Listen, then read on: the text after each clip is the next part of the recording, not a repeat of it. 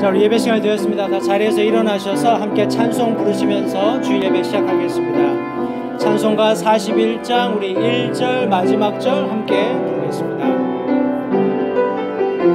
놀라운 주의 은혜 내 모든 죄 씻어 오 측량 못할 사랑 나 찬양하겠네. 내 죄짐 벗겨주사 참 자유 주신 주 놀라운 예수님의 은혜 찬양해. 모두 무한하신 예수님의 은혜 깊고 깊은 바다보다 더 깊은 은혜 오 그 은혜 놀라운 은혜 감사 찬양해. 십자가를 흘린 피 나의 모든 죄를 다 씻은 오 놀라우신 예수님의 이름 찬양해. 놀라운 주의 은혜 큰 죄인이라도 하나님 능력으로 새 사람 만드네. 하나님의 자녀로 영생을 주신 주 놀라운 예수님의 은혜 찬양해. 무한하신 예수님의 은혜 바다보다 더 깊은 은혜 오 그 은혜 놀라운 은혜 감사 찬양해. 십자가에 흘린 보혈 나의 모든 죄를 다 씻은 오 놀라우신 예수님의 이름 찬양해. 아멘. 예배를 잠시 기도하겠습니다. 살아계신 아버지 하나님 감사합니다. 오늘도 변함없으신 하나님의 사랑과 은혜로 말미암아서 우리가 한자리에 모여 예배할 수 있게 되었습니다. 다시 한번 하나님의 신실하심을 인해서 이 시간 다시 한번 감사를 드립니다. 하나님 오늘 드리는 예배가 참 저희들이 종교적인 어떤 습관으로 드리는 예배가 되지 않도록 도와주시기를 원합니다. 이 시간 하나님을 만나기 원하고 하나님께 지혜를 얻기 원하고 이 혼탁한 세상 속에서 이 세상을 어떻게 우리가 명확하게 들여다보면서 하나님께서 주시는 지혜와 능력을 가지고 이 세상을 살아갈 수 있을지 오늘 이 예배를 통해서 우리가 그런 교훈을 하나님께로부터 얻기 원합니다. 하나님 우리를 만나주시고 이 시간 우리와 함께 하심으로써 우리의 어떤 육신적인 정욕이나 의지를 가지고 이 세상을 사는 것이 아니라 하나님께서 주신 불변하는 말씀과 하나님의 내주하시는 성령의 도우심으로 그리스도인의 삶을 살아서 하나님 앞에 영광 돌릴 수 있도록 주님 도와주시기 원합니다. 오늘 드리는 예배가 하나님께서 받으실 만한 예배가 되기를 다시 한번 간절히 원합니다. 우리의 육신적인 모습을 다시 한번 십자가 앞에 내어놓습니다. 주님께서 우리를 새롭게 하셨듯이 우리가 새로움을 입어서 이 시간 하나님 앞에 영과 진리로 예배드릴 수 있도록 도우시기를 다시 한번 간절히 바라오며 예수님의 귀하신 이름으로 기도했습니다. 자리에 앉으셔서 우리 찬송가 42장 우리가 자주 부르지 않던 찬송이지만 아마 익숙하실 겁니다. 우리 함께 부르겠습니다.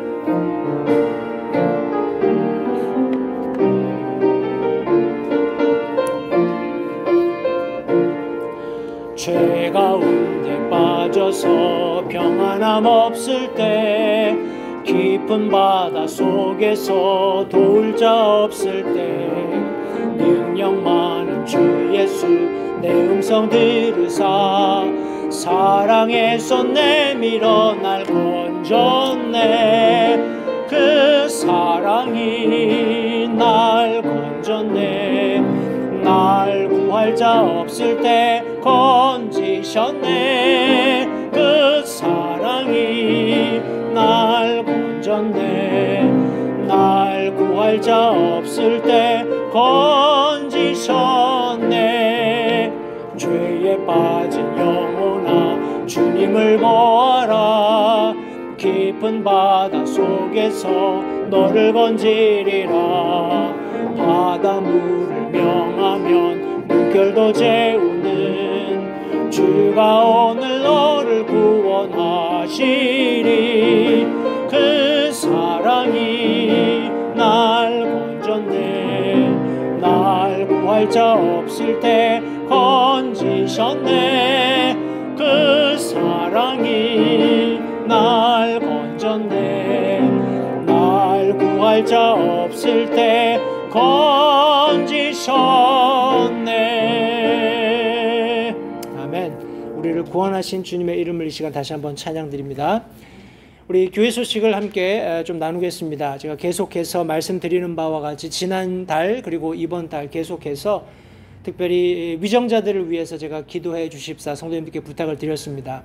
도널드 트럼프 대통령과 그의 정부 수반, 그리고 특별히 교회 지도자들을 위해서 성도님들 기도 시간에, 정해진 기도 시간에 계속해서 이 주제들을 놓고 하나님께서 역사해 주시게 함께 동참해 주시면 감사하겠습니다. 기도가 절실히 필요한 시기입니다. 무엇보다도 성도님들 다시 한번 이 미국을 위해서 또 한국을 포함해서 세계 각국의 위정자들이 참 잘못된 방향으로 그런 정치를 해가고 있는 것이 오늘날의 현실입니다. 그것이 마지막 때에 그럴 수밖에 없는 현실이지만, 그럼에도 불구하고 우리 시대에 바른 믿음이 계속해서 지켜지고 전수될 수 있게끔 성도님들 먼저는 우리 자신이 말씀 위에 바로 견고히 서야 되겠고, 또 하나님을 두려워하는 그런 어떤 정권자들, 위정자들이 설 수 있도록 계속해서 성도님들 기도해 주시면 감사하겠습니다. 제가 지난주에 카톡으로도 성도님들께 개별적으로 공지 드린 바와 같이 우리 Virtual VBS, Vacation Bible School이 내일부터 금요일까지 한 주 동안에 우리 오후 5시에 진행되겠습니다. 제가 알려드렸던 웹페이지 losangelesbaptist.org 하고 슬래시 작대기 하시고요. Ends of the World 이렇게 쳐서 들어가시면 성도님들 바로 웹페이지로 들어가셔서 우리 아이들 이렇게 사인업 하실 수 있습니다. 거기 보면 부모님 인포메이션 넣고 밑에 아이들 나이라든지 학년이라든지 이런 거 넣을 수 있는 공간들이 있는데 확인하셔서 아이들 사인업 해주시고요. 월요일부터 오후 5시에 같은 웹페이지나 아니면 웹페이지에 링크된 페이스북이라든지 유튜브라든지 이런 웹페이지에 들어가시면, 소셜미디어에 들어가시면 이제 우리 베케이션 바이블 스쿨을 참관할 수 있습니다. 거기에 여러 가지 다른 옵션들이 있는 것 같아요. 거기서 아트 앤 크래프트도 할 수 있고, 또 아이들이 말씀도 들을 수 있고, 여러 가지 자기가 스스로 액티비티에 참여할 수 있는 그런 이렇게 옵션들이 있기 때문에 그런 것을 해서 서밋하면 이제 포인트가 적립이 되는 것 같습니다. 그러면 이제 나중에 우리 탑 3, 이제 가장 포인트가 많은 3명의 아이들을 우리가 골라서 우리 선물도 주고 하는 그런 시스템으로 지금 운영이 될 계획입니다. 성도님들 기억하시고요. 먼저 여러분들의 자녀들 그리고 주변에 이렇게 방학 동안에 특별히 할 일이 없어서 좀 이렇게 보일하다 그죠. 아주 지루해하는 아이들에게 이런 인포메이션을 함께 나누어 주셔서 아이들이 우리 VBS에 많이 참석할 수 있도록 협조해 주시면 감사하겠습니다. 동일한 공중보건 그런 체크리스트를 활용하셔서 여러분들 계속해서 예배에 계속 참여하시면 좋겠습니다.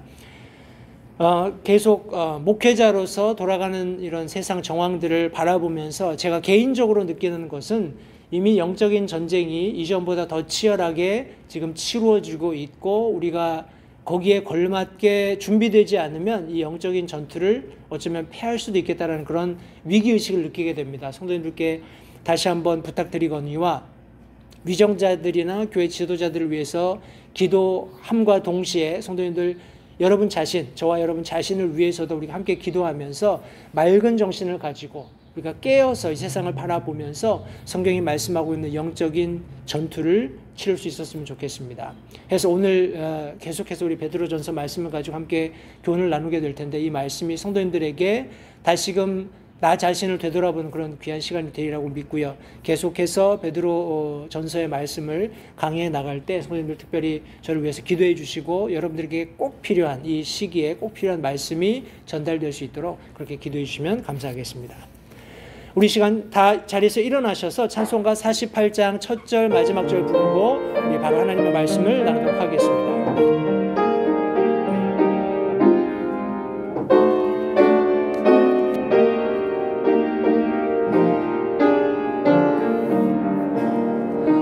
오 신실하신 주 내 아버지가 늘 함께 계시니 두려움 없네. 그 사랑 변찮고 날 지키시며 어제나 오늘이 한결같네. 오 신실하신 주, 오 신실하신 주, 날마다 긍휼을 베푸시며 일용할 모든 것 내려주시니 오 신실하신 주 나의 구주, 내 죄를 사하며 안위하시고 성령이 계셔서 인도하네. 오늘의 힘 되고 내일의 소망, 주만님만 복을 내리시니 Great is thy faithfulness, great is thy faithfulness. Morning by morning new mercies I see. All I have needed thy hand hath provided. Great is thy faithfulness, Lord, unto me. 하나님의 신실하심을 다시 한번 감사합니다. 오늘 성도님들과 함께 나누기 원하는 말씀은 베드로전서 1장 10절부터 19절까지 있는 말씀입니다. 지난 시간에 저희들 베드로전서 1장 1절부터 9절까지 도입 부분의 말씀을 통해서 함께 교훈을 나눈 바 있습니다. 오늘은 베드로전서 1장 10절부터 19절에 있는 말씀을 통해서 함께 교훈을 나누겠습니다. 제가 하나님의 말씀을 받들어 읽겠습니다.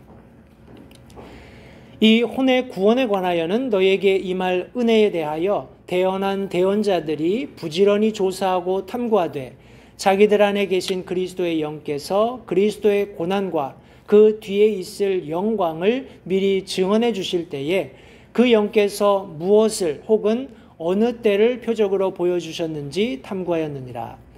그들이 자기들을 위해 그것들을 수행하지 아니하고 우리를 위해 수행하였음이 그들에게 계시되었는데 그것들은 곧 복음을 선포한 자들이 하늘에서 보내신 성령님과 더불어 이제 너희에게 전한 것이요 천사들도 살펴보기를 갈망하는 것이니라.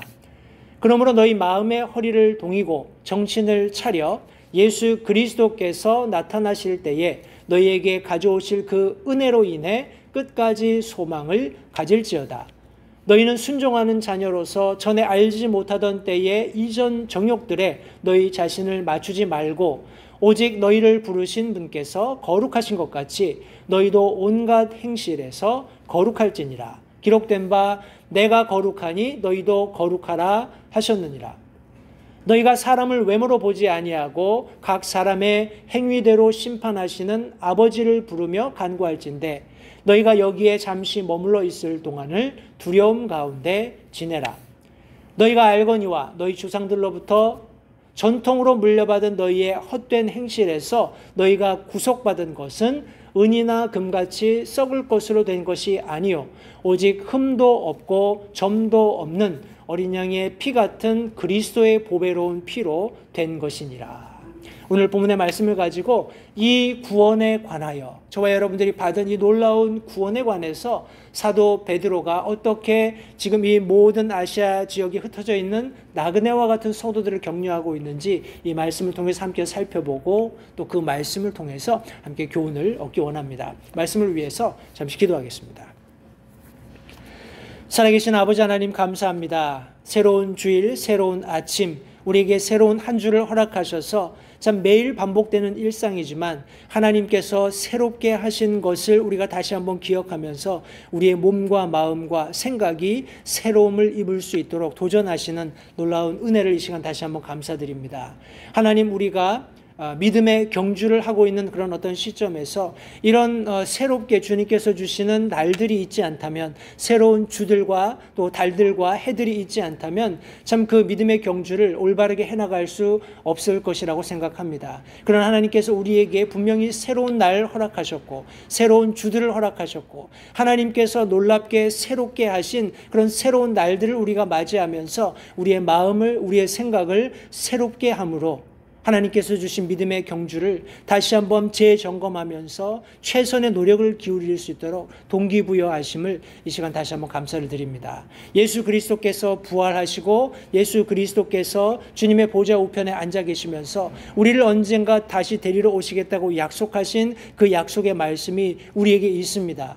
하나님, 우리의 믿음의 경주가 참 세상 사람들이 살아가는 그런 삶처럼 same old 그저 예전과 같이 별다를 것 없는 그런 진부한 삶을 반복하는 것이 아니라 놀라운 하나님의 새로움 속에서 날마다 우리의 구원이 새롭고 날마다 우리의 그리스도인의 삶으로서의 살아가는 이 세상의 삶이 새로울 수 있음을 인해서 이 시간 다시 한번 감사드립니다. 하나님, 오늘 우리가 하나님께서 주신 말씀을 통해서 우리의 구원을 되돌아보기 원합니다. 하나님, 그 안에 놀라운 진리를 하나님께서 감추어 두셨는데 이 아침에 그것을 성도님들과 함께 나누게 하시고 성령 하나님께서 이 가운데 함께 하심으로써 우리가 그 들은 말씀을 통해서 감격하며 다시 한번 구원으로 인해서 기뻐하며 감사하며 우리에게 남겨진 믿음의 경주를 잘 끝마칠 수 있도록 주님 도와주시기 원합니다. 부족한 소정을 주님께 의탁합니다. 함께 하시고 하나님께서 홀로 영광 받으시기를 다시 한번 간절히 바라오며 예수님의 귀하신 이름으로 기도했습니다. 자리에 앉으십시오.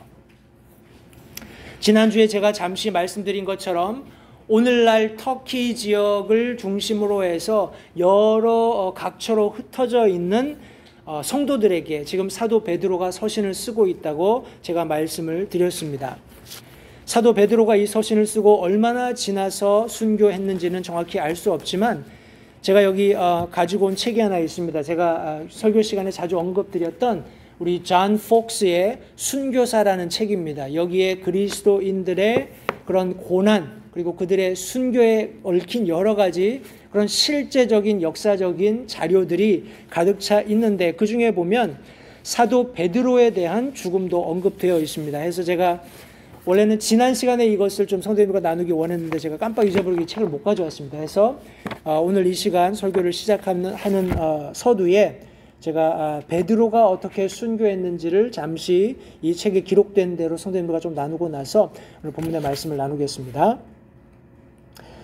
여기 보면 제가 그대로 읽겠습니다. 이제 300년 동안의 초대 기독교 시대에 로마인들이 기독교인에게 가한 박해에 대해 살펴보자. 이 기간 동안에 수많은 무죄한 신자들이 고통을 당하고 죽임을 당했다는 것을 알면 독자들은 놀라지 않을 수 없을 것이다.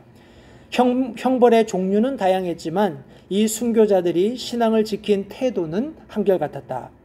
혹독한 고문과 고문자들의 잔혹함에도 불구하고 박해를 받은 성도들은 신앙을 지켰으며 하나님의 능력이 성도들 안에 있었다. 제롬이 기록한 바에 의하면 1월 1일을 제외하고는 1년 내내, 잘 들어보십시오. 1년 내내 매일 5,000명의 순교자들이 죽어갔다라고 기록하고 있습니다. 10차례에 걸친 박해는 AD 64년경 네로에 의해 시작되었다.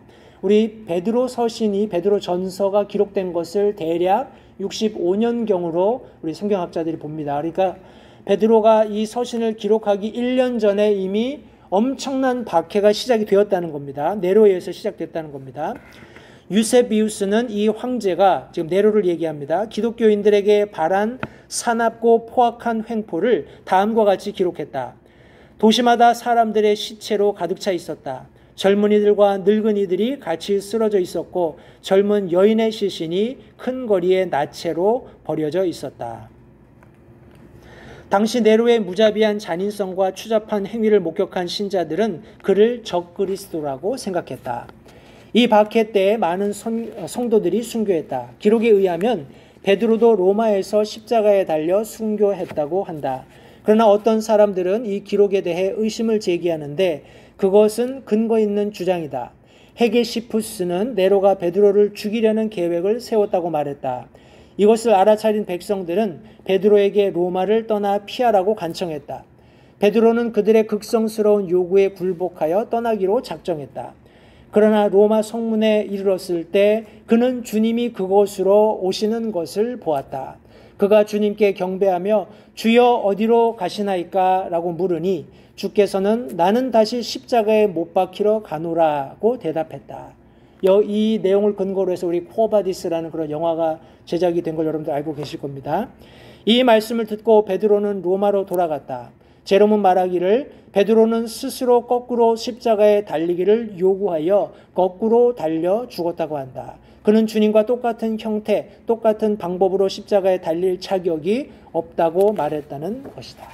베드로의 순교에 관한 우리 존 폭스가 기록한 순교사에 있는 그런 기록 내용이고요. 그 이후에 사도 베드로, 여러 사도들이 어떻게 순교했는지 하는 내용이 이 책에 기록되어 있습니다. 성도님들, 이 책에서 제가 잠깐 강조한 바와 같이 이런 다양하고 모진 박해에도 불구하고 사람들이 그 핍박당하고 있었던 그리스도인들에게서 발견할 수 있었던 것은 사람으로서는 형언할 수 없고 사람으로는 이해할 수 없는 어떤 확신에 찬 결의가 그들 가운데 보여졌다는 겁니다. 그것은 두말 나위 없이 제가 믿기로는 구원에서 기인한 확신이라고 믿습니다. 거듭난 그리스도인들, 성령께서 내주하시면서 그 구원이 확실함을 확증해 주시는 그리스도인들이 그들이 당하는 모든 고난을 대할 때 그 세상 사람들이 보게 되는 태도가 그와 같다라는 것을 다시 한번 성도님들 기억하시기 바랍니다. 계속해서 사도 베드로는 이런 고난받는 성도들을 통해서 너희들이 지금 당하는 고난들은 필요가 있어서 잠시 당하는 것이지만 그 이후에 너희들이 불로 단련해도 우리가 금을 순수하게 얻기 위해서 불로 단련해서 얻는 그 금들도 페리시하지만 썩어 소멸하게 되지만 그것보다 더 정결한 그리스도인의 순결을 얻기 위해서 하나님께서 그런 고난을 지금 허락해 주고 계시는데 그 모든 고난 이후에 하나님께서는 너희들이 마치 지금 7절에 기록하고 있는 것처럼 예수 그리스도께서 오실 때 칭찬과 존귀와 영광을 얻게 하려 하십니다라고 분명히 그 구원의 목적을 설명해 주고 있습니다. 그러면서 우리 더 나가서 오늘 우리 본문으로 삼았던 10절의 말씀에 보시면 이 혼의 구원에 관하여는 우리 9절 말씀에 너희가 너희 믿음의 결말 곧 너희 혼의 구원을 받았기 때문이다 라고 말씀해 주고 있죠. 해서 그것을 부연 설명하면서 오늘 본문으로 삼은 10절부터 19절 말씀에 그 구체적인 혼의 내용, 구원이 무엇인지를 설명하고 있는데 성도님들과 오늘 그 내용을 함께 나누고 싶습니다. 여기 10절에 기록되어 있는 이 혼의 구원 이렇게 얘기했을 때 우리 구원받을 때 우리 혼만 구원받는 게 아니라 우리는 영혼, 육이 다 구원받는 것으로 알고 있죠. 그렇게 믿고 있습니다. 그런데 특별히 성경에서 혼이라고 soul이라고 얘기했을 때 조금 번역하는 과정에 뭐라고 할까요? 이것을 영어에서 우리 성경 원어에서 영어로 혹은 영어에서 한글로 옮기는 과정 가운데 조금 혼돈이 있을 수 있습니다. 해서 제가 그것을 간단하게 요약하고 우리 본문으로 들어가게 될 텐데 성경에서 혼, soul이라고 얘기했을 때 그것은 우리 사람의 세 가지 속성, 영혼, 육, 하나님의 성품을 닮은 영혼, 육의 한 속성을 의미하는 경우들도 있지만 대부분의 경우에 사람을 대표하는 그런 어떤 한 속성, 그러니까 person, 사람을 이야기하는 것이 일반적이라고 이렇게 이해하시면 좋습니다. 그래서 사람이 구원받을 때 사람이 뭐라고 할까요? 그런 우리 사람을 얘기할 때 영혼, 육을 다 가지고 있는 소유이지만 그 사람을 대표하는 한 속성으로서의 혼, 그 사람의 구원에 관해서 그러니까 이렇게 이해하고 우리 오늘 말씀의 그런 본문 내용으로 들어가도록 하겠습니다. 사람이 구원받는다라는 것, 믿음을 가지고 구원받는다라는 것은 과연 무슨 의미가 있는지 성경이 말씀하고 있는 내용들 이 아침에 함께 나누겠는데, 첫 번째는 이 구원이 우리에게 무엇인가를 계시하고 있다는 겁니다. 성도님들, 우리가 구원받은 것은 놀랍게 하나님의 은혜로 된 것을 우리 다 알고 있습니다.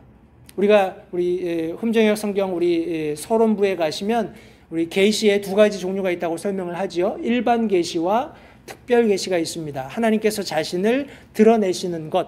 여기 지금 일반적으로 계시라고 했을 때 reveal 이렇게 얘기하는데 뭔가를 드러낸다, 알린다, 밝힌다 이런 의미가 있습니다. 해서 우리 성경의 마지막 책인 Revelation도 우리 성경 원어적으로는 unveil, 그러니까 이렇게 커튼을 열어 젖히는 그런 것을 묘사하고 있습니다. 하나님께서 마지막 때에 일어날 일을 사람이 알 수 없고 사람의 지혜를 가지고는 감히 예측할 수도 없기 때문에 하나님께서 사도 요한을 부르시고 예수 그리스도께서 자신의 영으로 직접 만나셔서 그가 그것을 볼 수 있도록 또 사람들에게 그것을 드러낼 수 있도록 그렇게 놀라운 은혜를 베풀어 주신 것을 우리 요한계시록이 설명하고 있습니다. 해서 저와 여러분들이 받은 구원은 근본적으로 우리에게 계시로 주어진 것임을 먼저 이해할 수 있게 되셨으면 좋겠습니다. 우리 특별히 성경 말씀에 보시면 우리 10절 말씀에 이 구원에 관하여는 너희에게 임할 은혜에 대해서 대언자들이 부지런히 조사하고 탐구했다라고 말씀하고 있습니다. 성도님들, 이 말씀은 구원이 곧 은혜로 된다는 것을 너무나 명확하게 저희들에게 보여주고 있죠. 우리에게 임할 구원, 그것이 은혜라는 것을 분명히 설명해 주고 있습니다. 성도님들, 이 구원이나 은혜라는 것은 우리가 구원 받을 때 그 당시에 일어난 것도 사실이지만 장차 임하게 될 것도 사실이라는 것을 잊지 마시기 바랍니다. 구원이라는 것은 놀라운 것입니다. 단지 내가 모든 죄의 사함을 얻었다, 아니면 내가 이 세상에서 모든 고난을 극복할 수 있다라는 그런 측면만 있을 뿐만 아니라 더 나아가서 우리가 하나님께서 약속하신 영원에 입성하게 될 때 거기에 예비되어 있는 모든 것이 우리에게 해당된다는 놀라운 은혜를 함께 포함하고 있는 것입니다.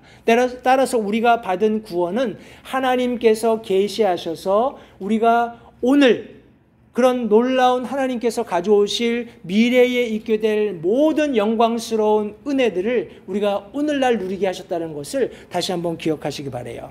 우리 대언자들이 부지런히 조사하고 탐구했다라고 말씀하고 있습니다. 우리 마태복음 13장 17절 말씀해 보시면 실로 내가 너희에게 이르노니, 예수님께서 말씀하십니다. 많은 대언자들과 의로운 자들이 너희가 보는 그것들을 보고자 하였으나 보지 못하였고 너희가 듣는 그것들을 듣고자 하였으나 듣지 못하였느니라 라고 말씀하고 있습니다. 그런데 저와 여러분들은 오늘날 보고 저와 여러분들은 오늘날 그것을 들으니 이것이 얼마나 큰 은혜이며 축복인지 말로 다 형언할 수 없습니다. 우리 베드로후서 1장 19절부터 21절 말씀해 보시면 또한 우리에게 더 확실한 대언의 말씀이 있으니 날이 새어 샛별이 너희 마음속에 떠오를 때까지 너희가 어두운 곳에서 비치는 빛을 대하듯 이 말씀에 주의를 기울이는 것이 잘하는 것이니라. 먼저 이것을 알라. 성경 기록의 대언은 결코 어떤 사적인 해석에서 나오지 아니하였나니 대언은 옛적에 사람의 뜻으로 말미암아 나오지 아니하였고 오직 하나님의 거룩한 사람들은 성령님께서 자기들을 움직이시는 대로 말하였느니라. 우리 성경 기록의 무호 혹은 성경 기록의 완전함을 우리 베드로후서 1장 19절부터 21절 우리 후반부가 말하고 있다면 전반부에는 그런 말씀을 어떻게 우리가 대해야 하는지를 성경이 말씀해 주고 있습니다. 성도님들 보십시오. 더 확실한 대언의 말씀들이 있는 것은 사실입니다. 아멘. 너무나 분명한 하나님께서 우리 대언자들을 통해서 우리에게 주신 하나님의 말씀이 우리에게 있는 것은 분명한 사실입니다. 그런데 문제는 뭐냐 하면 이 말씀을 대하는 저와 여러분들의 태도라고 생각합니다.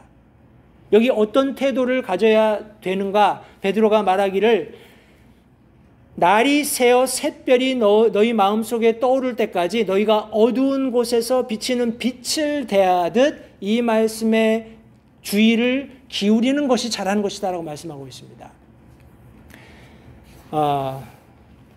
제가 영어 표현을 정확하게 제가 곧 할 수 있는지 모르겠는데 darker the night, the brighter the light 이런 말이 있습니다.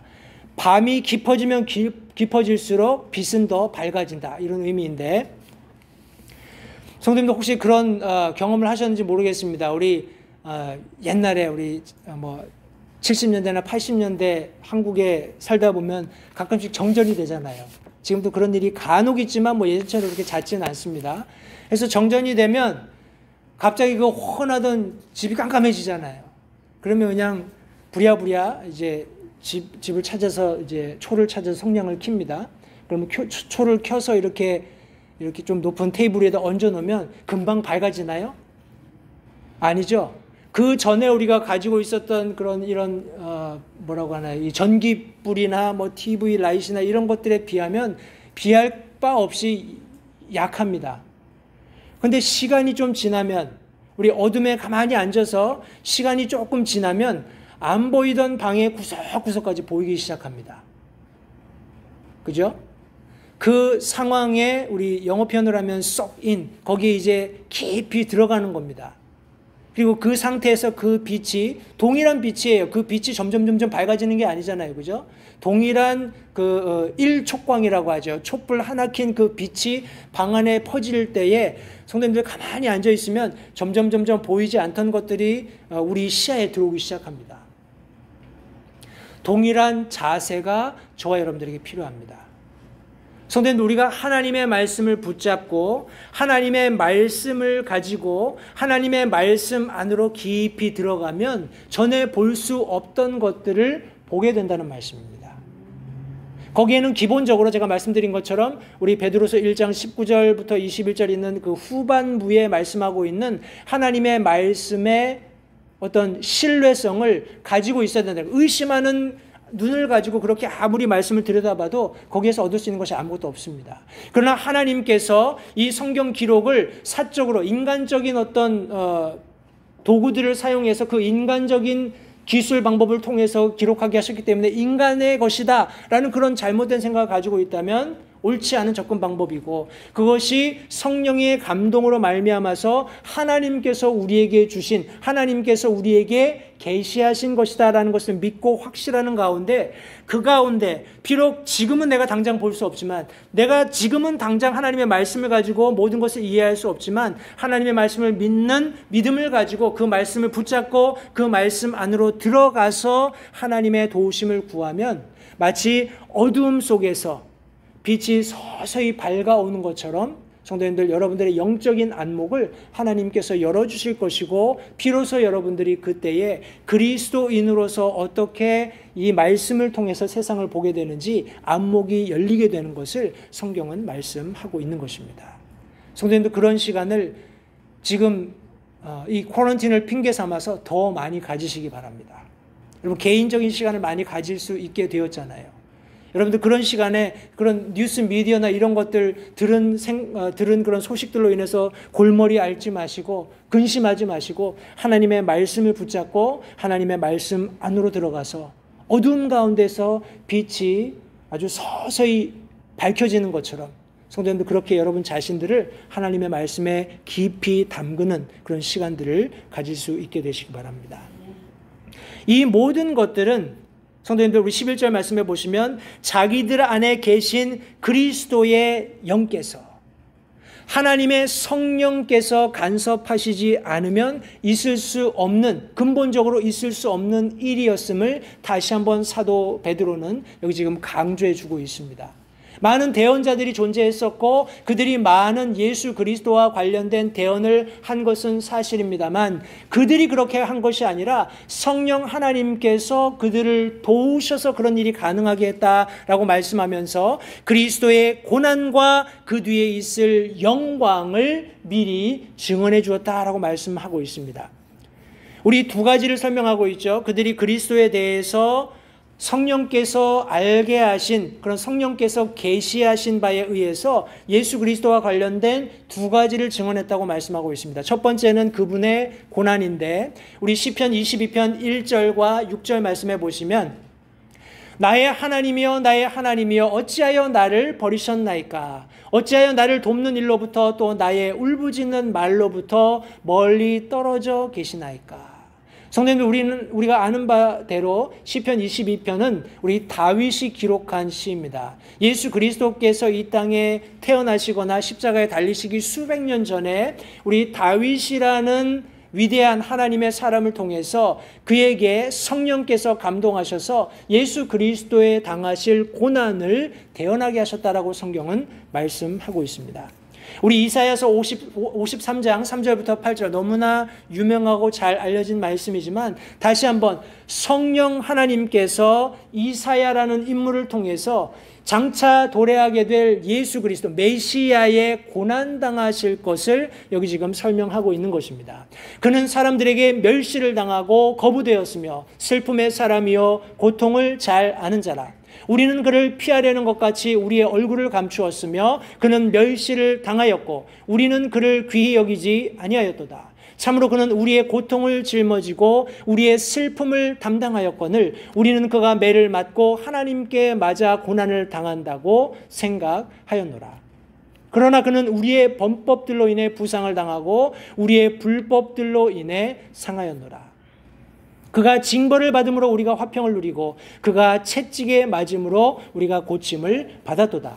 우리는 다 양 같아서 길을 잃고 각각 자기 길로 갔거늘 주께서는 우리의 모든 불법을 그에게 담당시키셨도다. 그는 학대를 당하고 고난을 당하였어도 자기 입을 열지 아니하였으며 도살장으로 향하는 어린 양같이 끌려가며 털 깎는 자 앞에 잠잠한 양같이 자기 입을 열지 아니하는도다. 그는 감옥에도 가지 못하고 공정한 재판도 받지 못하였으니 누가 그의 세대를 밝히 드러내리요. 그는 산자들의 땅에서 끊어졌으며 내 백성의 범법으로 인하여 매를 맞았도다. 예수 그리스도께서 당하시게 될 고난에 대해서 다윗이 또 이사야가 계속해서 대언하고 있는 내용을 성경이 기록하고 있습니다. 성도님, 우리 사도행전 3장 18절 말씀에서도 그러나 하나님께서 자신의 모든 재언자들의 입을 통하여 미리 보여주신 그 일들, 곧 그리스도께서 고난당하실 일들을 이같이 성취하셨다라고 말씀하고 있습니다.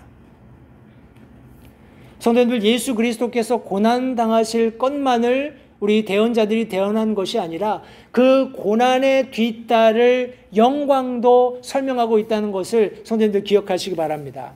우리 누가복음 24장 26절 말씀에 그리스도가 이런 일들로 고난을 당하고 자기의 영광에 들어가야 함이 마땅하지 아니하냐 하시고, 예수님께서 직접 하신 말씀입니다. 성도님들, 대언자가 예수 그리스도의 고난을 대언했다면 예수님께서 오셔서 고난을 실컷 좋건 받으셔야 되겠죠. 하나님의 말씀을 성취하기 위해서는 고난을 받지 않으실 수 있는 방법이 전혀 없었습니다. 하나님께서 메시아의 도래 그리고 메시아의 고난을 이미 말씀하셨기 때문에 예수님께서는 그런 고난도 달게 감내하셨습니다. 성도님들, 저와 여러분들이 예수 그리스도께서 당하신 고난에 참여하지 않는다면 그분이 얻게 되실 영광에도 참여할 그런 어떤 뭐라고 할까요? 욕구를 가져서는 안 됩니다. 근데 많은 그리스도인들이 오늘날 그런 것 같아요. 고난은 싫은데 영광은 좀 내가 같이 동참하고 싶다. 내가 어려움은 좀 당하고 싶지 않은데 좀 prosperity, 잘 되는 거, 이렇게 사람들이 뭐라고 하나요? prosperity를 뭐라고 하죠? 풍족한 거, 부요한 거, 뭐 이런 것들은 좀 누리고 싶다. 뭐 이렇게 이야기를 합니다.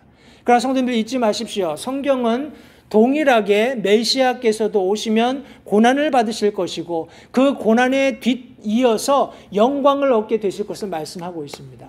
사도 베드로가 하나님의 계시로서 이 구원을 우리에게 설명해 주실 때 메시아가 그렇게 되셨다면 우리에게도 그것이 너무나 당연한 것이고 또 그것을 당연한 것으로 받아들여야 된다는 말씀을 여기 지금 해주고 있는 겁니다. 예수님께서 말씀하셨습니다. 요한복음 12장 41절에 이것은 이사야가 그분의 영광을 보고 그분에 대해 말하였을 때에 이른 것이더라. 우리 41절 이전에 쭉 이사야의 대언의 말씀을 쭉 설명하는데 지금 모든 메시아 예수 그리스도께서 받아야 될 고난을 설명하시고 이제 영광에 대해서 말씀하시는 과정입니다. 고린도전서 15장 4절 말씀에 그 영광의 핵심을 이렇게 묘사합니다. 묻히셨다가 성경 기록대로 셋째 날에 다시 살아나시고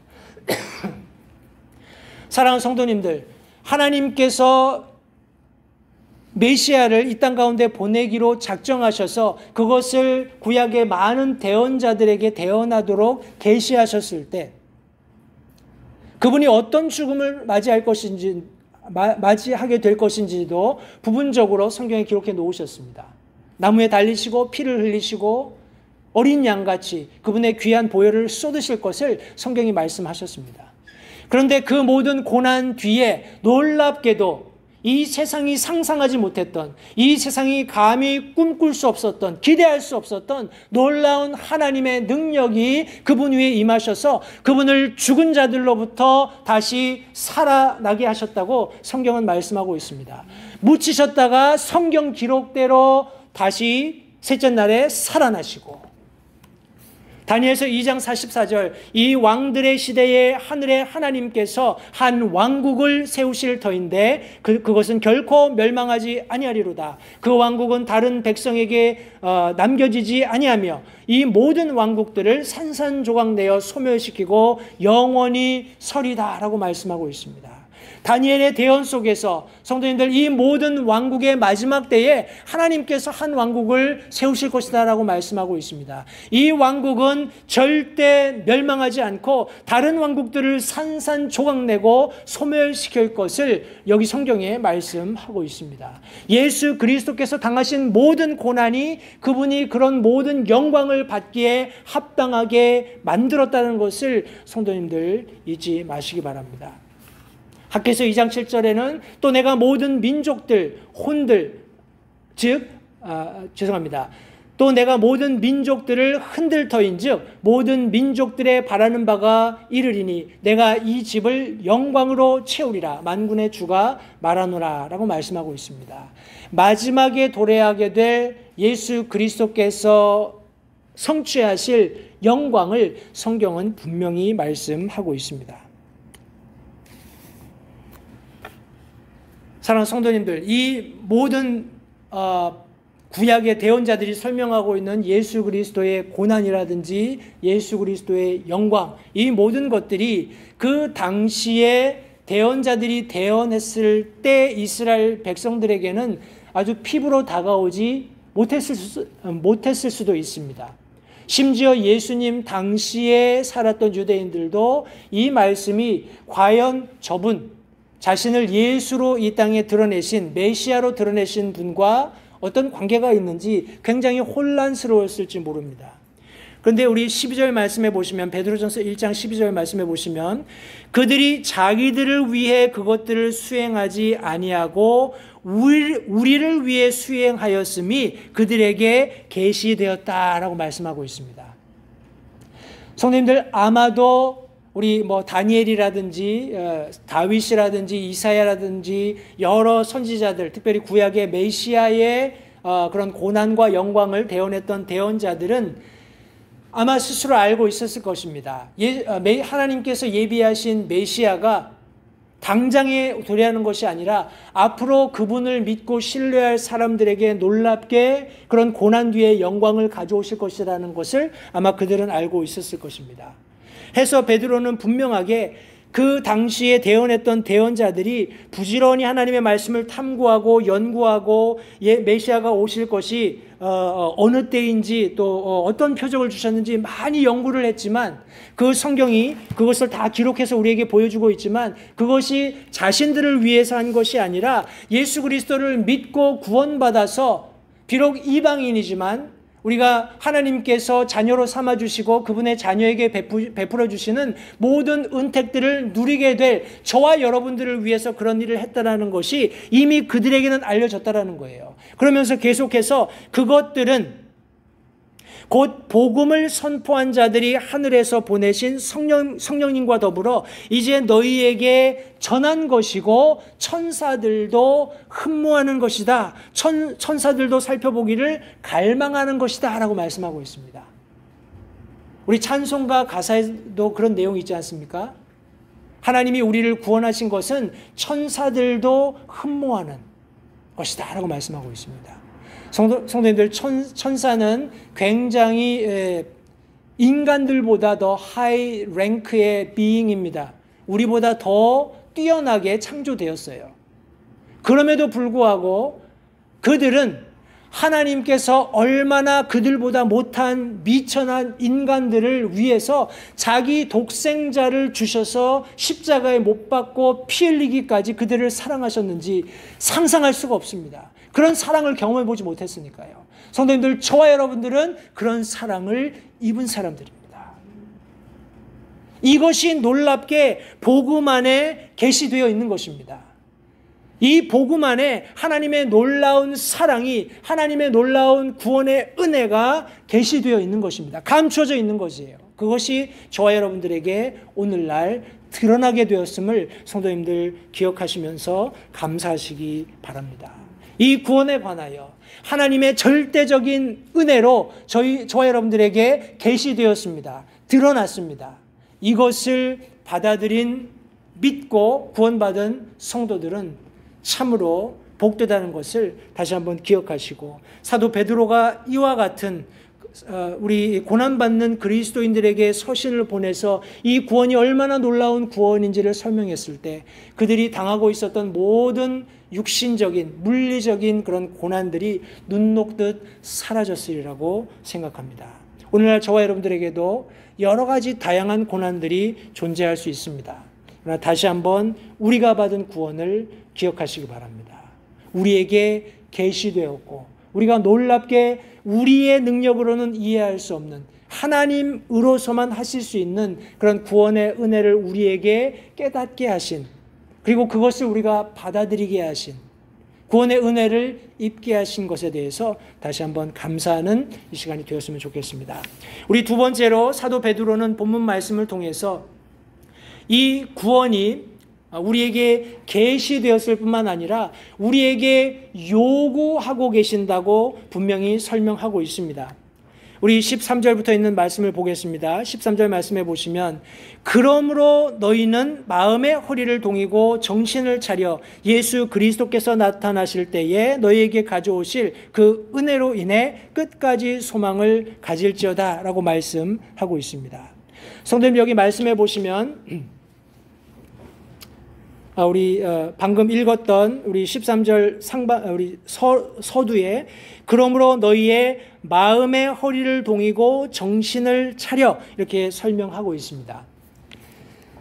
제가 잠깐 볼게요. 이게 되는지.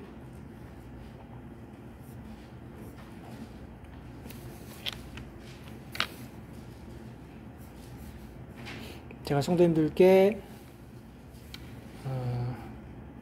요 그림을 좀 보여드리고 싶은데, 자, 그림이 보이시나요? 이게 어떤 그림이냐면요, 여기 영어로는 How to gird up your loins 이렇게 되어 있습니다. 우리 에베소서 6장 말씀해 보시면 우리 거기에도 똑같은 표현이 나와 있는데 14절 말씀입니다. 에베소서 6장 14절 제가 파워포인트에 해놨는데 지금 요 두 개 스크린을 혼용이 안 돼서 14절 말씀해 보시면 Stand therefore having your loins girded about with truth 이렇게 되어 있습니다. 서서 진리로 너희 허리를 동여매고 여기 지금 여러분들 보시는 왼쪽 위에 첫 번째 그림은 우리 팔레스타인 지역 뭐 특별히 이스라엘이라고 하죠. 우리 이스라엘 사람들이 평상시에 입고 다녔던 옷입니다. 좀 치마 같죠, 그죠? 치마 같이 돼 있는데 가운데 이렇게 터져 있습니다. 가운데가 터져 있어요. 그래서 가령 뭐 전투를 해야 된다든지 뭔가 좀 이렇게 민첩하게 움직여야 할 때는 gird up 해야 됩니다. 그러니까 동여매야 돼요. 저 옷을 동여매야 됩니다. 어떻게 매는지 그 설명이 되어 있는 건데 위에 가운데 보시면 이 긴 치마 같은 옷을 이렇게 둘둘둘둘 말아 올리는 겁니다. 말아 올리고 앞에가 터져 있으니까 양쪽으로 잡아서 이렇게 쭉 앞으로 당기는 겁니다. 그게 여러분들 보시는 여기 오른쪽 위에 세 번째 이렇게 하고 나서 그것을 모아가지고 이제 다리 가랑이 사이로 집어넣는 거예요. 집어넣어서 뒤로 이렇게 두 개를 딱 만듭니다. 그리고 나서 그것을 앞으로 해가지고 이렇게 딱 매는 거예요. 그리고 나서 이제 마지막 오른쪽 밑에 보면은 이제 무기를 들고 나가서 이제 전쟁에서 싸우는 겁니다. 평상시에는 뭐 날씨도 덥고 하니까 이렇게 그늘을 만들기 위해서 그렇게 입었는지 모르겠지만 하여간 복장이 약간 우리가 생각할 때 치마처럼 그렇게 생겼는데 가운데가 터져 있습니다. 그래서 제가 말씀드린 것처럼 민첩한 행동을 하기 위해서는 이게 거추장스럽잖아요. 그죠? 제대로 뛰거나 싸울 수 없으니까 그것을 말아 올려서 뒤로 해서 이렇게 앞에다가 동여매는 그런 과정을 우리 gird up 한다. 아니면 뭐 동여맨다 이렇게 하는 겁니다. 성도님들 우리 마음을 한번 생각해 보십시오. 마음을 gird up 하라는 거예요. 마음을 동여매라는 겁니다. 다시 돌아가서 파워포인트를 여기 에베소서 6장 14절 말씀에 그런즉 서서 진리로 너희 허리를 동여매고 이렇게 말씀하고 있습니다. 성도님들 저와 여러분들이 살아가는 그런 지금 이 시대는 굉장히 우리 마음에 이렇게 장막처럼 우리가 바른 것을 볼 수 없게 이렇게 가로막는 것들이 굉장히 많습니다. 과거보다 더 많아졌고 실제적으로 어떻게 보면 우리 스스로도 그런데 일조하는지 모르겠어요. 여러 가지 뭐 미디어들을 통해서 아니면 사람들을 만나서 하나님 말씀 아닌 다른 대화들을 하다 보면 자연스럽게 우리 마음이 진리에서 멀어지게 됩니다. 진리로 세상을 보는 것에 방해를 받는 그런 일들이 많이 있다라는 거예요. 근데 성경은 우리에게 무엇을 요구하시냐면 믿는 그리스도인들이라면 하나님의 놀라운 계시로서 내가 찾거나 내가 발견할 수 없는 그런 놀라운 구원을 하나님께서 내가 발견할 수 있도록 은혜를 베풀어 주셔서 그 구원을 받은 그런 하나님께 굉장히 거룩한 성별된 성도들이라면 저와 여러분들에게 우리 오늘 방금 읽었던 14절 상반절에 나오는 것처럼 13절 상반절처럼 마음의 허리를 동이라라고 말씀하고 있습니다. 이런 불필요한 모든 것들을 걷어 올려서 하나님의 능력으로 하나님의 권능으로 단단히 동여매라라는 겁니다. 이것이 풀러지고 다시 내려가면 성도님들 영적인 전투를 우리가 적절히 치를 수가 없습니다. 걸리적거리는 일들이 일어나게 돼요. 불편하게 됩니다. 이런 모든 세상적인 것들을 다 감아 올려서 우리 믿음으로 단단히 진리로 단단히 동여매는 것을 성경이 의미하고 있습니다. 더 나아가서 우리 정신을 차려 이런 표현이 있습니다. 우리 베드로전서 4장 7절 말씀해 보시면 오직 모든 것의 끝이 가까이 왔으니 그러므로 너희는 어떻게 해요? 정신을 차리고 깨어 있으라. 깨어 기도하라. 베드로전서 5장 8절 말씀에서도 정신을 죄송합니다. 좀 실수가 있었습니다. 정신을 차리라 깨어 있으라 너희 대적 마귀가 울부짖는 사자같이 두루다니며 삼킬 자를 찾나니. 계속해서 성경은 우리에게 저 허리를 동여매라고 말씀하고 있어요. 진리로 허리를 동여매라. 정신을 차려라. 정신을 차리고 우리가 해야 될 일도 있고 정신을 차려야 할 이유도 있습니다. 정신을 차려야 할 이유는 마귀 사탄이 우리를 집어삼키려고 울부짖으며 돌아다니고 있기 때문에 그렇습니다. 오늘날은 소셜 미디어를 통해서 그렇게 하고 있죠. 여러 가지 공중파를 통해서 그렇게 하고 있습니다. 우리 실제적으로 우리가 살고 있는 이 캘리포니아 지역의 어떤 위정자들조차도 마치 사탄이 울부짖으며 그 먹잇감을 뒤쫓는 것처럼 믿는 그리스도인들을 위협하고 있습니다. 때문에 저와 여러분들은 정신을 차려야 하는 것입니다. 그리고 뭘 해야 합니까? 성경 말씀에 의하면 기도해야 한다고 성경은 말씀하고 있습니다. 더 나가서 데살로니가전서 5장 6절 말씀했것처럼 우리는 다른 사람들처럼 잠자지 말고, 많은 사람들이 잠자고 있습니다. 많은 사람들이 침묵하고 있어요. 많은 사람들이 전쟁 나팔 소리가 울리고 있는데도 모든 그런 전쟁 기구들을 내팽개쳐 놓고 잠들어 있습니다. 그러나 믿는 그리스도인들에게 다시 한번 우리는 다른 사람들처럼 잠자지 말고 오직 깨어 정신을 차리자라고 말씀하고 있는 것입니다. 이 두 가지 표현 모두 다 다가올 어떤 일에 대해서 철저히 준비하라는 의미입니다. 성도님들, 제가 예배 서두에 잠시 말씀드린 것처럼 어쩌면 저와 여러분들이 살고 있는 이 시대는 이미 영적인 전쟁이 시작되어 있는 한 중간인지도 모르겠습니다. 하나님께서는 계속해서 저와 여러분들에게 요구하십니다. 믿음으로 허리를 동이고 불필요한 모든 것들을 제거해서 그리스도인으로서 살아가는 삶에 지장받지 않도록 준비하고 정신을 차리고 기도하면서 마귀가 울부짖는 사자처럼 나를 집어삼키지 않도록 전쟁할 것을 성경은 말씀하고 있습니다. 성도님들, 그렇게 하는 모든 삶의 자세는 한 가지 분명한 어떤 목적이 있음을 성경은 말씀하고 있습니다. 13절 말씀 우리 하반절에 보시면 그렇게 해서 예수 그리스도께서 나타나실 때 너희에게 가져오실 그 은혜로 인해서 끝까지 소망을 가지라라고 말씀하고 있습니다. 성도님들, 저도 오늘 아침에 다시 한번 이런 말씀을 이렇게 묵상하면서 지금 제가 경험하고 있는 여러 가지 그런 안 좋은 소식들이죠. 이런 소식들을 이렇게 되짚어 보면서 그런 생각을 했습니다. 굉장히 피로도가 축적된다. 과거 같으면 이런 일들이 있다가도 사람들의 그런 어떤 피로도를 해소해 줄 수 있는 어떤 좋은 일들이 있었는데 지금은 계속 나쁜 일만 계속 생기는 것 같아요. 계속 피로감이 증가되고 있는 듯한, 특별히 그리스도인의 입장에서 지금 이 시대를 살아가는 것은 굉장히 피로감이 쌓여가는 듯한 느낌을 제가 받았습니다. 그런데 오늘 이 말씀, 예수 그리스도께서 나타나실 때 여러분 그날이 오리라고 믿고 계세요? 예수님께서 이 땅에 다시 오시고 우리에게 약속하신 대로 우리에게 상급을 주실 것을 여러분들 기대하고 계십니까? 여기 예수 그리스도께서 나타나실 때에 그냥 오시는 것이 아니라 우리에게 가져오실 그 은혜가 있기 때문에 끝까지 소망을 가지라라고 말씀하고 있는 것입니다. 그 은혜는 앞서 설명된 7절 하반절에 칭찬과 존귀와 영광으로 저와 여러분들이 드러나게 하실 것이다 라고 말씀하고 있습니다. 성도님들, 오늘날 우리가 무슨 소망이 있습니까? 오늘날 우리가 세상으로부터 얻게 될 무슨 칭찬이, 무슨 존귀가, 무슨 영광이 있습니까? 믿는 그리스도인들은 핍박당할 뿐입니다. 고난당할 뿐입니다. 성도님들, 우리가 핍박받고 고난당할 때 그것을 기뻐하십시오. 왜요?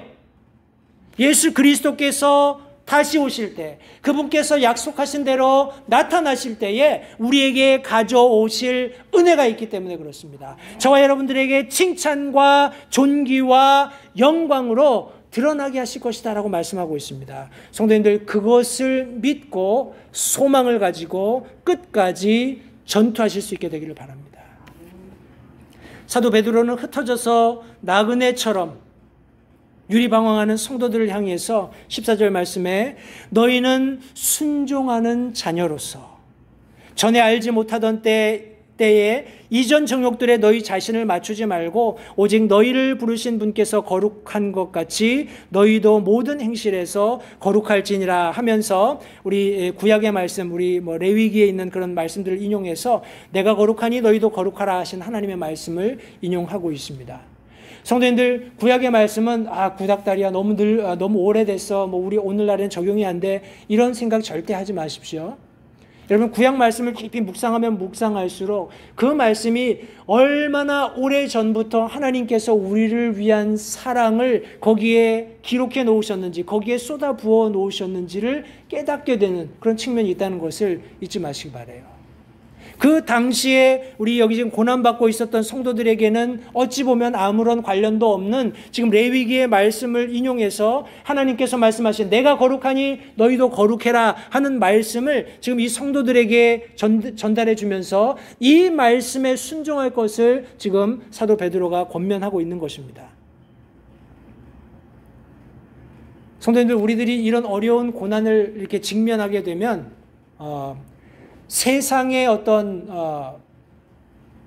여러 가지 뭐라고 할까요? 요구들을 수용하게 됩니다. 왜냐하면 그렇게 하는 것이 어떻게 보면 더 좀 표현이 그렇습니다만 편하지요. 어렵지 않게 그냥 그럭저럭 종교인으로서 살아갈 수 있습니다. 제가 설명드렸던 이 존 폭스의 순교사 안에 순교했던 사람들, 굉장히 많은 사람들이 순교한 것은 사실이지만 그런 똑같은 동일한 어떤 결정의 순간에 핍박자들의 핍박을 면하기 위해서 그들의 요구를 수용한 채 이 책에 기록되지 못한 많은 그리스도인들도 있다는 것을 성도님들 잊지 마시기 바랍니다. 예수 그리스도의 신성을 부인해라. 그러면 내가 너를 네 가족에게 보내주겠다. 난 오늘부터 예수님 안 믿겠습니다. 물론 어려운 결정이었겠지만 그렇게 함으로써 그들은 이 세상에서 잠깐의 삶을 누렸을지 모릅니다. 그러나 영광스러운 하나님의 그런 어떤 생명책, 구원을 위한 생명책이 아니라 그들의 행위를 기록한 생명책에 부끄러운 흔적을 남기게 될 수밖에 없었다는 것을 성도님들 잊지 마시기 바랍니다. 저와 여러분들도 그리스도의 심판석 앞에 서게 될 때 우리의 행위대로 심판을 받게 될 것입니다. 목사님, 그게 코로나 바이러스랑 무슨 상관이 있어요? 이렇게 얘기하실지 모르겠지만 저는 개인적으로 제가 말씀드린 것처럼 이런 돌아가는 세태를 전투적인 자세로 바라보고 있고 그리스도인들이 그렇게 해야 할 필요가 있다고 생각을 합니다. 이것은 영적인 전투입니다. 계속해서 믿는 그리스도인들에게 믿음을 타협하게 만들고 있어요. 계속해서 우리 그리스도인의 어찌 보면 성별이죠. 하나님께서 내가 거룩한 것처럼 너희도 거룩해야 한다. 성도님들, 거룩이 뭡니까? set apart, 따로 떼어놓는 것을 의미한다고 제가 여러 차례 설명을 드렸었는데 하나님께서는 저와 여러분들을, 믿는 그리스도인들을 놀라운 계시의 복음을 통해서 구원하셨을 뿐만 아니라 그렇게 구원받은 그리스도인들은 거룩할 것을 요구하고 계세요. 에클레시아, called out assembly. 여러분, 우리는 지금 세상에서 만나고 있는 것이 아닙니다. physically 여기 462 와츠워스 애비뉴에서 우리가 함께 만나지만 성도님, 이 건물이 교회가 아닌 것을 우리 잘 알고 있습니다. 믿는 성도들, 하나님께서 베풀어 주신 예수 그리스도를 통한 구원을 받아서 성령께서 내주하심을 믿고 예배의 귀중함을 알고 하나님께 예배드리기 위해서 함께 모인 저와 여러분들이 하나님의 눈앞에서는 교회입니다. 우리 홀리 어셈블리예요. 거룩한 모임입니다. 구별된 모임이에요. 세상과 구별되어 있습니다. 그런데 세상이 얘기하는 거예요. 모이지 마. 모일 때 이렇게. 우리는 영적인 전쟁 중에 있다는 것을 성도님들 잊지 마시기 바랍니다. 성경 말씀에 전에 알지 못하던 때 이전 정욕들에 우리 자신을 맞추지 말라라고 말씀하고 있습니다. 우리 갈라디아 3장 23절 말씀해 보시면 그러나 믿음이 오기 전에는 우리가 율법 아래 붙잡혀서 나중에 계시될 믿음에 이르기까지 갇혀 있었다라고 이런 표현을 사용하고 있습니다. 이것은 나중에 갈라디아서 말씀을 또 전할 기회가 있으면 조금 더 구체적으로 말씀을 드릴 수 있겠습니다만 제가 아까 말씀드렸던 구약 말씀이 얼마나 놀랍게 신약 성도들에게 베풀어질 은혜를 함축하고 있는지가 지금 여기 사도 바울을 통해서 갈라디아 성도들에게 지금 폭로되고 있는 내용입니다. 믿음이 오기 전에 저와 여러분들은 믿음으로 구원받았지 않습니까? 믿음이 오기 이전에는 모든 사람들이 율법 아래 행위로 말미암는 구원을 위해서 막 노력하면 구원받을 수 있을 것처럼 생각되는 그런 율법 아래서 갇혀 있었다라고 말씀하고 있습니다. 언제까지요? 나중에 계시될, 똑같은 내용이죠. 나중에 계시될 믿음이 이를 때까지. 저와 여러분들이 놀랍게 그 계시된 놀라운 구원의 복음을 믿음으로 받아들여서 구원받았다라고 말씀하고 있습니다. 그러나 우리 이전에 동일합니다. 율법 아래 갇혀 있었고, 디모데전서 1장 13절에 내가 전에는, 사도 바울이 고백합니다. 내가 전에는 신성 모독하는 자요 핍박하는 자요 해를 끼치는 자였으나 도리어 긍휼을 얻게 되면 내가 믿지 아니하는 가운데 알지 못하고 그것을 행했기 때문이다. 사도 바울이 믿지 않을 때 이전에는 나는 신성 모독했었고 핍박하는 자고 해를 끼치는 자였다라고 말씀하고 있습니다. So do I? 저도 그랬습니다. 예수 믿기 전에 사도 바울과 다르지 않은 그런 사람이었습니다. 베드로전서 2장 25절 말씀, 너희가 전에는 길 잃은 양 같았으나 지금은 너희 혼의 목자요 감독이신 분에게로 돌아왔느니라. 성도님들, 과거에 우리 이전 정욕들에 우리 자신을 맞추어서는 안 됩니다. 우리 성경은 도리어 우리 15절 말씀에 오직 너희를 부르신 분께서 거룩하신 것 같이 너희도 온갖 혹은 모든 행실에서 거룩할지니라 라고 말씀하고 있습니다. 삶의 모든 방식입니다. 성도님들, 삶의 모든 영역에서 저와 여러분들은 거룩해야 합니다. 우리가 말하는 것, 우리가 행동해야 하는 것, 우리가 어떤 사회적인 이슈에 대해서 반응하는 것, 모든 삶의 영역에 있어서 하나님께서는 우리가 세상 사람들과 다른 성별, 거룩함을 유지하기를 원하고 계시고 그것을 요구하고 계신다는 것을 성도님들 잊지 마시기 바랍니다. 이것이 사도 베드로가 지금 여기 우리 오늘날의 터키 지역에 두루 흩어져 있었던 나그네와 같은 그리스도인들에게 주는 권면이었습니다. 너희가 구원받았다면, 너희가 믿음의 결말을 경험하고 확신하고 있다면 그것이 계시로 된 것을 알 뿐만 아니라 그 구원이 너희에게 요구하는 바가 있다는 것을 명확히 지금 여기 설명해 주고 있는 것입니다. 우리 마지막으로 이 사도 베드로가 설명해 주고 있었던 구원은 우리를 구속한 구원이라는 것을 여기 재차 강조해 주고 있습니다. 우리 17절 말씀부터 보시면 어찌 보면 17절은 위에 있는 대지와 조금 더 맞는 것 같기도 한데요. 제가 읽겠습니다. 너희가 사람을 외모로 보지 아니하시고 각 사람의 일한 대로 심판하시는 아버지를 부르며 간구할진대 너희가 여기에 잠시 머물러 있을 동안을 두려움 가운데 지내라 라고 말씀하고 있습니다. 성도님들, 저와 여러분들은 하나님께 기도하는 놀라운 특권을 허락받은 사람들입니다. 저와 여러분들이 기도하는 것은 어쩔 수 없이 혹은 마지 못해서 하는 것이 아니라 하나님께서 주신 여러 가지 구원받은 그리스도인들의 특권 중에 하나를 누린다는 사실을 잊지 마시기 바라요. 그런데 그 하나님을 지금 사도 베드로는 어떻게 설명하고 있냐면 사람을 외모로 보지 않으시고 각 사람의 행위대로 심판하신다라고 말씀하고 있습니다. 우리 외모로 드러나는 사람들을 의식해서 내가 하고 있는 행위, 그거는 그렇게 하는 사람이 사람을 의식한다라는 거잖아요. 마치 예수님이 말씀하셨던 것처럼 세리들의 기도라든지 아니면 종교 지도자들의 기도와 세리의 기도를 비교하면서 세리의 기도가 더 진실됨을 말씀해 주셨던 것처럼 내가 죄인, 내 속마음으로부터 하나님 앞에 진솔되게 드려지는 것이 기도인 것이지 사람들에게 번지르르한 그런 어떤 자신의 그런 뭐라고 할까요? 레퓨테이션? 그런 명성을 얻기 위해서 하는 것은 옳지 않을 뿐만 아니라 그런 하나님도 아니시라는 것을 여기 사도 베드로는 명확히 설명해 주고 있습니다.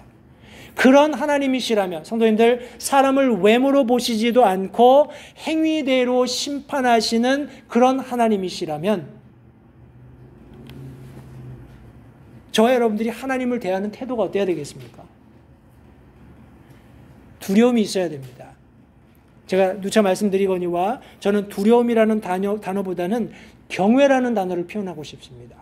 그런 하나님이시라면, 내가 그런 아버지를 부르며 간구할 수 있는 특권이 있다면, 그분은 사람을 외모로 보지도 않으시고 사람의 행위대로 판단하시는 그런 분이시라면, 저는 마땅히 그분 앞에 나갈 때 두려움을 가지고 나가야 한다라는 것을 지금 여기 성경이 말씀해 주고 있고, 그런 확신을 가지고 있습니다. 성도님, 우리가 지금 이 세상을 사는 거 잠시 잠깐입니다. 여러분들 믿기지 않으시겠지만 벌써 8월입니다. 우리 한 해를 시작하고 얼마 안 돼서 뭐 코로나 바이러스 어쩌고저쩌고 하면서 지금 1년이 다 갔어요. 계속해서 의사들은 There's a cure. 우리 COVID-19을 해결할 수 있는, 완치시킬 수 있는 약이 있다는 것을 계속 말하고 있죠. 우리 프론트라이너 의사들이 20여 명이 우리 워싱턴 DC에 가서 그런 인터뷰를 했습니다. 소셜 미디어들은 계속 그것을 내리고 있죠. 그리고 그런 어떤 주요 매체들에서는 그런 것들을 다루지도 않습니다.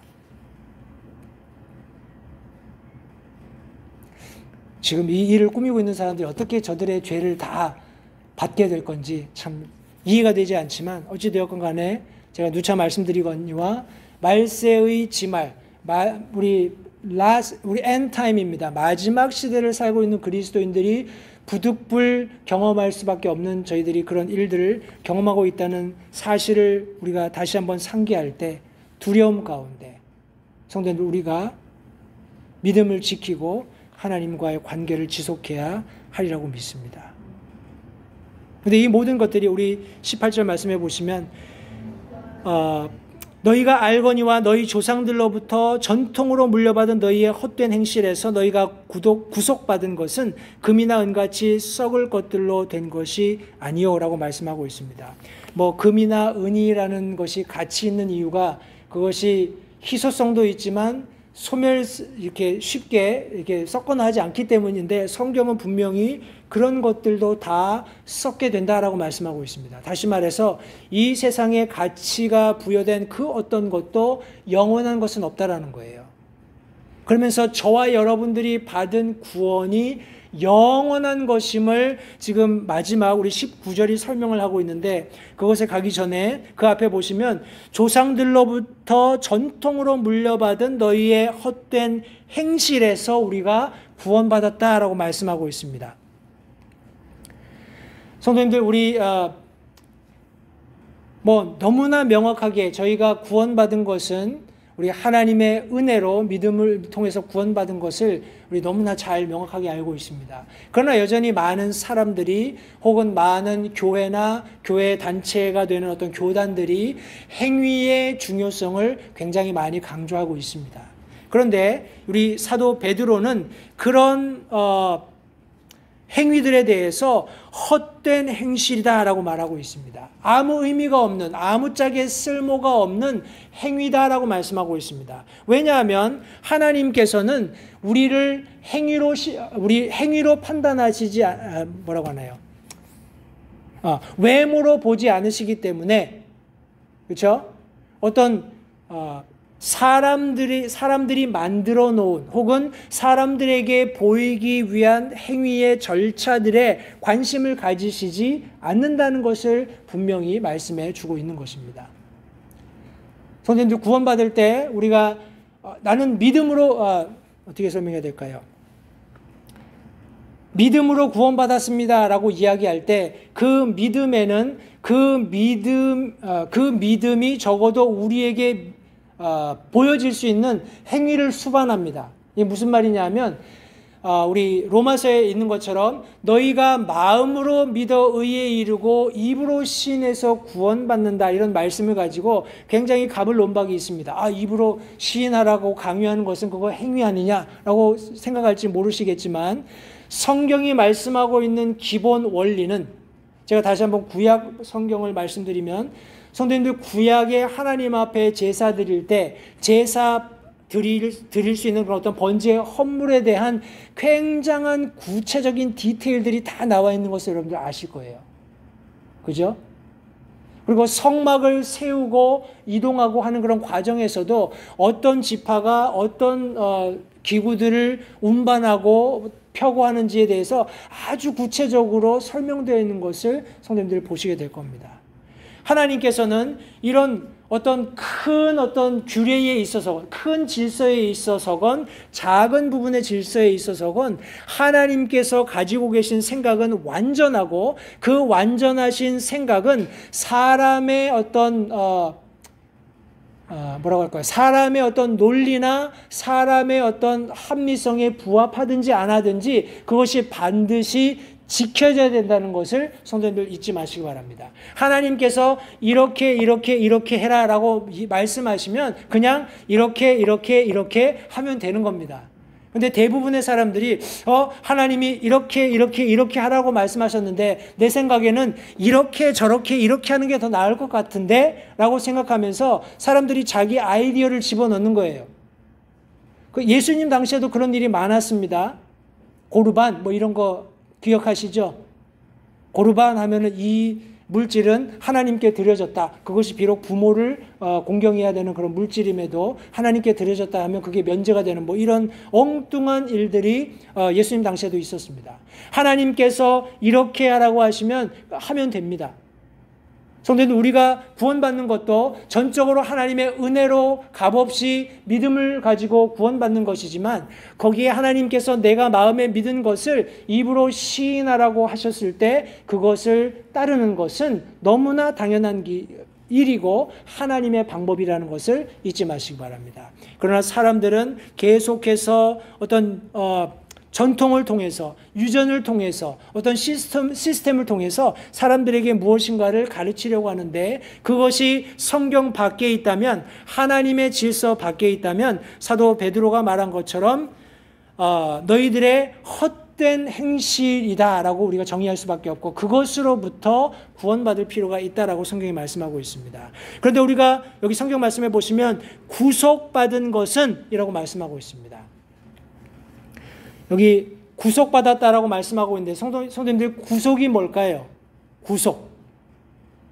우리 구자는 구한다는 그런 구자이고요. 속자는 속죄할 혹은 속량할 그런 속자를 사용합니다. 다시 얘기하면 어떤 대상을 그 상황으로부터 구하기 위해서 뭔가 값이 지불되는 겁니다. 거기에 상응한 값이 지불되는 것을 우리 구속이라고 합니다. 비슷한 말로 대속이니 속죄, 속량, 우리 이런 단어들을 성도님들 아마 많이 들어보셨을 것입니다. 우리 속량이라는 말은 종의 신분에 있는 사람을 값을 주어서 평민이 되게, 양민이 되게 만든다라는 그런 의미입니다. 해서 속량했다고 하면 내가 전에는 죄의 노예였는데 누군가 내게 그 노예의 값을 지불해 주었기 때문에 이제 나도 다른 사람처럼 살 수 있게 된 그런 자격을 얻게 되었을 때 속량이라고 얘기하는 겁니다. 근데 우리 19절 말씀해 보시면 저와 여러분들이 18절 하반절부터 너희가 구속받은 것은 금이나 은같이 썩어질 것들로 된 것이 아니요 19절 흠도 없고 점도 없는 어린 양의 피 같은 그리스도의 보배로운 피로 된 것이다 라고 말씀하고 있습니다. 성도님들, 제가 구약 말씀을 잠시 인용했었던 것처럼 거기에서 하나님께 드려질 어린 양은 흠이 있으면 안 됐습니다. 점이 있으면 안 됐어요. 그런 어린 양을 성별해서 하나님께 헌물로 드렸던 것처럼 저와 여러분들이 죄인으로 있을 때 그 죄를 해결하기 위해서 하나님께서 자신의 어린 양을 예비하셨는데 바로 그분이 구약이 말씀하고 있는 우리 흠도 없고 점도 없는 어린 양과 같은 자신의 독자 예수 그리스도셨다라는 것을 성경이 말씀하고 있는 것입니다. 저와 여러분들이 구원의 은혜를 값없이 받았습니다. 그러나 하나님 편에서 하나님께서 치르실 수 있는 가장 큰 대가를 지불하셨다는 것을 성도님들 잊지 마시기 바랍니다. 우리가 받은 구원은 구속으로 된 것입니다.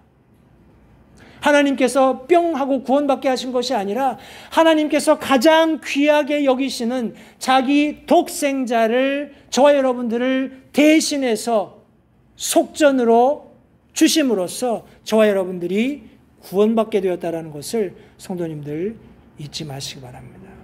우리가 그런 구원을 받았다면 성도님들, 우리가 마땅히 이 세상을 살 때 두려움 가운데 살아야 하지 않겠습니까? 하나님을 경외하는 가운데 살아야 하지 않겠습니까? 다시 한번 오늘 본문의 말씀을 통해서 성도님들께 사도 베드로가 우리 흩어져 있는 나그네와 같은 성도들을 격려하면서 너희 믿음의 결말, 너희 혼의 구원을 너희가 받았다 하면서 그 구원이 얼마나 놀라운 것인지를 설명하였습니다.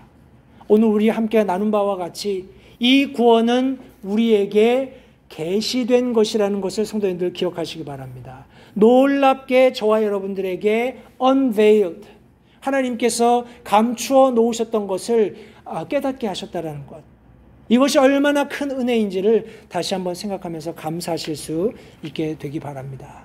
또한 이 구원이 우리에게 요구하고 계세요. 계속해서 소망을 가질 것을, 어렵고 힘든 고난받는 시기이지만 우리에게 소망을 가지며 끝까지 하나님께서 요구하시는 대로 거룩한 삶을 살 것을 요구하신다는 것을 성경이 말씀하고 있습니다. 마지막으로 이 구원이 우리를 구속하였다는, 하나님께서 말로 형언할 수 없고 이 세상에 어떤 것으로도 대체할 수 없는 큰 값을 지불하셔서 이루신 구원이라는 것을 성도님들 다시 한번 생각하시면서 경외함으로 우리의 구원을 감사하며 믿음으로 우리 마지막 시대를 살아가는 우리 모든 LH 침례교회 성도님들이 되시기를 간절히 바랍니다. 기도하겠습니다. 살아계신 아버지 하나님, 감사합니다. 다시 한번 우리에게 베풀어 주신 이 놀라운 구원에 대하여 이 아침에 함께 나눌 수 있는 귀한 말씀을 허락해 주셔서 감사합니다. 이 말씀을 듣는 많은 그 당시에 핍박받고 고난받는 그리스도인들에게 격려가 되었듯이 오늘을 살아가고 있는 우리 그리스도인들에게도 큰 도전과 격려가 되게 하심을 이 시간 다시 한번 감사드립니다. 하나님, 우리가 영적으로 둔감하거나 잠자지 않게 하시고 깨어서 맑은 정신을 가지고 주님의 다시 오심을 고대하면서 그때 하나님께서 가져오실 영광스러운 칭찬과 존귀와 영광을 받게 하실 그날을 고대하면서 우리 매일매일 삶을 믿음으로 살아갈 수 있도록 도와주시기 원합니다. 초청의 시간을 주님께 의탁드리며 예수님의 귀하신 이름으로 기도했습니다. 다 자리에서 일어나셔서 우리 찬송가 352장 우리 첫 절 한 절 부르고 잠시 결단하는 시간을 갖도록 하겠습니다.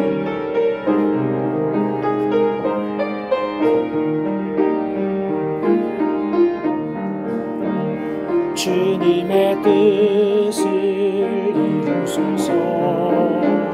당신 발 앞에 엎드리니 진흙과 같은 날 빚으사 주님의 형상 만드소서. 아멘. 피아노가 연주되는 동안 오늘 들으신 말씀을 다시 한번 생각해 보십시오. 이 놀라운 구원을 저와 여러분들이 받았습니다. 누렸습니다.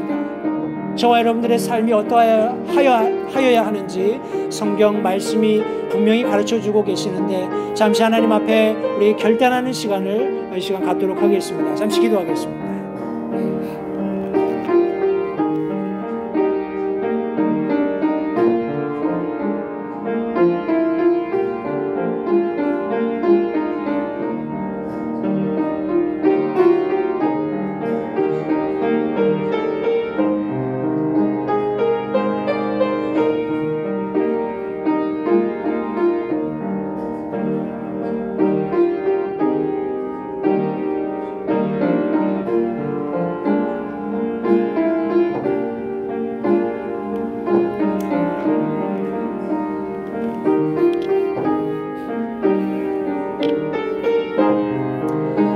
기도가 끝나셨으면 우리 4절 찬송 힘차게 부르고 배회하도록 하겠습니다. 주님의 뜻을 이루소서. 주님의 뜻을 이루소서. 온전히 나를 주장하사 내 안에 주가 거하심을 만민이